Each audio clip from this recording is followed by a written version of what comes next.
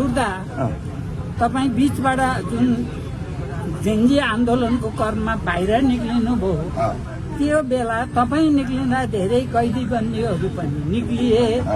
अब करिब करिब तपाईँले नै नेतृत्व गरेको हो कि भने जस्तो पनि बाहिर चर्चा छ। तर सत्य कुरा के हो त नि?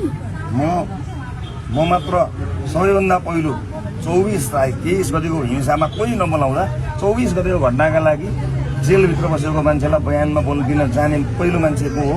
म हो। बयान दिएन, आयोगले बोलायो, म बयान दिएन गएँ। आयोगलाई मैले सबै कुरा बताएँ। आयोगका अध्यक्षले मैले पनि जेलमा बसेर टिभीमा के हेरेँ भने यो रवि लामिछानेको होइन रहेछ भनेर उहाँले भनेकै मैले सुनेँ। आयोगको रिपोर्ट त आउँदैछ, अध्यक्षले भनेको अन्तर्वार्ता म जेल बसेर हेरेँ। म जेलभित्र बसेको मान्छे, मेरो के पहुँच छ र? मसँग सूचनाका सीमितता हुन्छन्। 5वटा 6वटा फलामे ढोकाभित्र जेल बस्नुपर्छ। त्यहाँभित्र बसेको मान्छेले के गर्न सक्यो होला र? तर पनि त्यो दोष आरोप मेरो टाउकोमा हालिदिएको हुनाले मैले बयान चाहिँ दिन गएँ।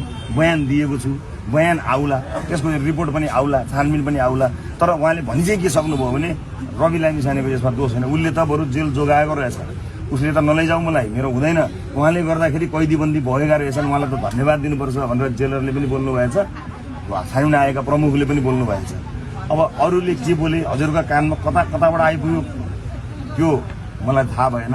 तर म जेलभित्र भएको मान्छेलाई पनि रक्षा दिने, मभन्दा अलिक पर 1 किलोमिटर बसेका अरू नेतालाई हेलिकप्टरबाट सुरक्षित ठाउँमा लिएर गइयो।